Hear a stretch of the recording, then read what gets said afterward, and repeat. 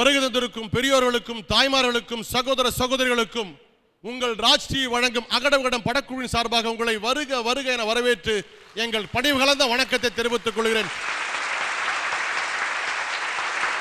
இப்ப இந்த மண்ணுக்கு நாங்க கொடுத்த தலைப்பு, உங்கள் பார்வையில் உங்கள் அப்பா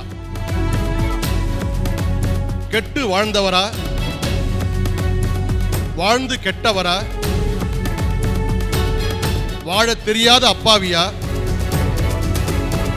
அங்கீகாரம் கிடைக்காமலேயே உழைத்தவரா, உங்கள் கனவுகளை விதைத்தவரா? இதுதான் இந்த திருநெல்வேலி மண்ணுக்கு நாங்க கொடுத்த ஒரு நல்ல தலைப்பு.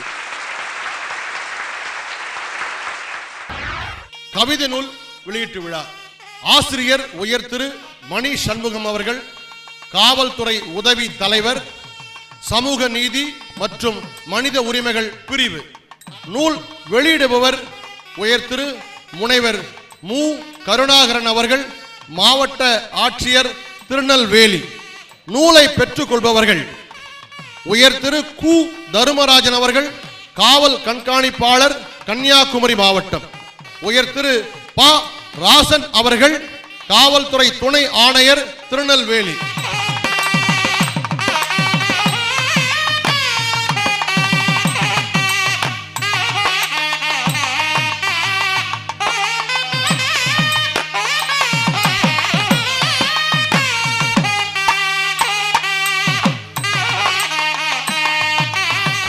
கவிதை நூலை ஆக்கி தந்திருக்கின்ற மணி அவர்களுக்கும், இந்த நூலை வெளியிடும்போது பெற்றுக்கொண்டிருக்கின்ற காவல் துணை கண்காணிப்பாளர் திரு ராஜன் அவர்களுக்கும், இங்கே வருகை புரிந்துள்ள அனைத்து பெருமக்களுக்கும் முதலில் தெரிவித்து கொண்டு, இந்த நூலை வெளியிடுவதற்கு என்னை கூப்பிடும்போது நான் நினைத்தேன், இந்த வெளியீட்டு விழாவுக்கு வரணும் அப்படின்னு. சரி, இதை 2 வரி படித்து பார்ப்போம் அப்படின்னு சொல்லி படித்து பார்த்தேன். கவிதையை படித்த பொழுது அப்போ அதுக்கு ஒரு அணிந்துரையை தமிழ் பல்கலைக்கழகத்தினுடைய துணைவேந்தர் உயர் திரு பாஸ்கரன் அவர்கள் அந்த அணிந்துரையை எழுதியிருக்கின்றார். அந்த அணிந்துரையை படித்த பின்புதான் இந்த ஹைக்கூ கவிதை என்றால் என்ன என்பதை ஓரளவு புரிந்து கொள்ள முடிந்தது. 2-3 வரிகள் என்னை கவர்ந்து, அதை நான் புரிந்த வகையில் நான் சொல்கின்றேன். அரசன் அமர்ந்த மரத்தடி தாவி குதித்தது குரங்கு அப்படின்னு ஒரு வரி வருது. அரசன் அமரலாம், ஆண்டி அமரலாம், குரங்கு அமரலாம், அதில் எது வேணாலும் அமரலாம். ஆகவே நீங்கள் இதை புரிந்து கொள்ள வேண்டும், அது எவ்வளவு உயர்வான வரிகள் என்று. தவளை குதித்த குளத்திற்குள் நானும் குதித்தேன், பல்வேறு உயிர்களும் குதிக்கின்றன. அரசன் அமர்ந்த மரத்தடி தாவி குதித்தது குரங்கு என்பதற்கும் நிறைய ஒற்றுமைகள் இருக்கின்றன. ஆகவே சிந்தனை ஓட்டத்திலே தெளிவான சிந்தனையும் தெளிவான தத்துவங்களையும் இவர் அந்த கவிதையிலே படைத்திருக்கின்றார் என்று நான் கருதுகின்றேன். அதே போல் இன்னொரு வரிகளிலே, வசந்த காலத்தை வெறுக்கின்றால் சுள்ளி பொறுக்கும் சிறுமி என்று அந்த கவிதை புத்தகத்தில் இருக்கின்றது. ஒரு நிலையை சுட்டி காட்டுவதற்காக அந்த சுள்ளி பொறுக்குவதை, அந்த ஏழ்மையை ஒரு வித்தியாசமாக இந்த கவிதையிலே அவர்கள் சுட்டி காட்டுகின்றார்கள் என்று நான் நினைக்கின்றேன். மணி அவர்கள் 2வது தொகுப்பு வெளியிட்டிருக்கிறார். இந்த தொகுப்பு அவருடைய 2வது தொகுப்பு. முக்கியமாக யார் வேணாலும் கவிதை எழுதலாம், அவர் அதிகாரம் மிக்கவர், கவிஞராகவும் இருக்கிறார். எனவே கருணை இருக்கும், அந்த அதிகாரம் மிக அழகாக செயல்படும் என்பதால் கவிஞராக இருக்கும் அந்த அதிகாரிக்கு நாம் பலத்த கைத்தட்டலை ஒருமுறை வழங்கலாம். 2 கவிதை தான். நான் ஒரு நண்பர் வீட்டுக்கு போயிருந்தேன். ரொம்ப ஆச்சாரமான குடும்பம். ஒரு சின்ன பையன் சாமி கும்பிட்டுக்கிட்டே இருந்தான், கண்ணை மூடிக்கிட்டு. நான் அவனை கூப்பிட்டு கேட்டேன், அவ்வளோ கடுமையாக உதடு முணுமுணுக்க கடவுள்கிட்ட பிரார்த்தனை பண்ணுறியா, அப்படி சாமிக்கிட்ட பிரார்த்தனை பண்ணுறியா, என்னடா தம்பி அப்படி பிரார்த்தனை பண்ணுற, என்ன உனக்கு வேணும், எதுவாக இருந்தாலும் உங்கள் அப்பா அம்மா செய்ய போகிறாங்க, அப்பா அம்மாவை மீறி உங்ககிட்ட கடவுள்கிட்ட கேட்கறதுக்கு அப்படி என்ன இருக்குது அப்படின்னு. அந்த பையன் சொன்னான், இல்லை அங்கிள், எக்ஸாம்லாம் முடிய போது லீவ் வருது இல்லைங்களா, லீவில் கோச்சிங் கிளாஸ்லாம் வைப்பாங்க, அது வைக்கக்கூடாதுன்றதுக்காக தான் சாமி கிட்ட வேணும். வணக்கம் நேயர்களே, நான் தற்பொழுது காவல்துறையிலே காவல் கண்காணிப்பாளராக பணியாற்றி கொண்டிருக்கிறேன். இதற்கு மிக முக்கிய காரணமாக நான் சொல்ல விரும்புவது எனது தாயும் தந்தையும். தந்தையை பற்றி நாம் பேசிக்கொண்டிருக்கிறோம். தந்தை என்றால் அவருக்கும் சில பணிகள் உண்டு.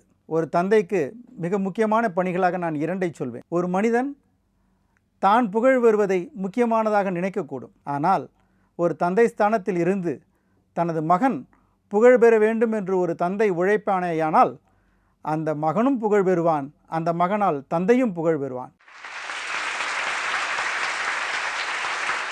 தந்தைக்குரிய இவ்விரண்டு கடமைகளில் தலையாய கடமை என்பது நான் கருதுவது தனது மகனுடைய புகழ் பெற வேண்டும் என்று விரும்பக்கூடிய ஒரு தந்தையினுடைய பொறுப்பைத்தான். ஒரு தந்தை மிக முக்கியமாக இயங்க வேண்டியது 4 தளங்களில்.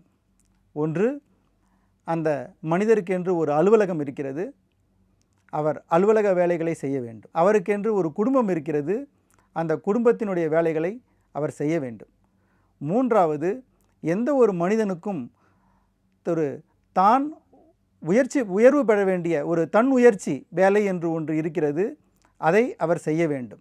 4வதாக, தான் பெற்ற பிள்ளைகளுக்கான உரிய கல்வியை தான் வாயிலாக அளிப்பது. இந்த 4 தளங்களில் ஒரு தந்தையானவர் செயல்பட வேண்டும். அப்படி செயல்பட்டால்தான் அந்த குடும்பமானது சுபிட்சம் பெறும். பொதுவாக நாம் இன்று காணக்கூடிய மனிதர்கள் எல்லோரும் இந்த 4 தளங்களில் இயங்கக்கூடியவர்களாக இருந்தாலும் கூட இதில் ஏதேனும் 1, 2 அல்லது 3 தளங்களில் மட்டுமே சிறப்பாக இயங்குகிறார்கள். 4 தளத்திலும் சிறப்பாக இயங்குவதில்லை. அதனுடைய விளைவுகள் தான் சில வீட்டிலே பிள்ளைகள் படிப்பதற்கு சிரமப்படுகிறார்கள், வழி தவறி போய்விடுகிறார்கள். உதாரணத்திற்காக, எல்லோரும் தன்னுடைய வேலையை, அதாவது அலுவலக பணியை சிறப்பாக முடிக்கிறார்கள், அதில் எந்த விதமான சந்தேகமும் இல்லை. பெரும்பாலான மனிதர்கள் அலுவலக வேலையுடன் சேர்த்து தனது குடும்ப பணிகளையும் கவனித்து விடுகிறார்கள்.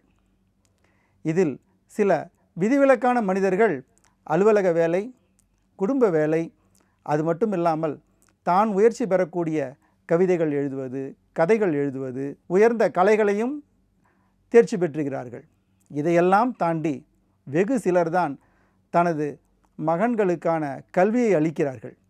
கல்வியை அளிப்பது என்பது நான் இங்கு கூறுவது ஒரு பெரிய பள்ளியில் கொண்டு போய் அல்லது கல்லூரியில் கொண்டு போய் சேர்த்து விடுவது மட்டுமல்ல. உதாரணத்துக்கு சொல்ல வேண்டுமென்றால், இவர் தனது வீட்டிலே தனது மகனுக்கோ மகளுக்கோ என்ன பாடத்தை சொல்லிக் கொடுக்கிறார் தினமும் என்பதைத்தான் நான் கல்வி அளிக்கக்கூடிய வேலை என்று நான் சொல்கிறேன். இவ்வாறு இந்த 4 தளங்களிலும் ஒரு தந்தை மிக சிறப்பாக செயல்படுவானால் அந்த குடும்பம் நிச்சயமாக முன்னேறும். நான் காவல்துறையிலே காவல் கண்காணிப்பாளராக இருக்கிறேன். டிஐஜி எனும் போஸ்டினை கூடுதல் பொறுப்பிலே கவனிக்கிறேன். ஆக 4 அலுவலக வேலைகளை ஒரே நேரத்தில் செய்கிறேன். இது மட்டுமல்லாமல் எனது குடும்ப வேலைகளையும் நான் கவனித்துக் கொள்கிறேன். 2 கவிதை புத்தகங்களை எழுதியிருக்கிறேன். ஒன்று வெயிலில் நனைந்த மழை, இன்னொன்று நெற்றி சுருங்கிய புத்தர்.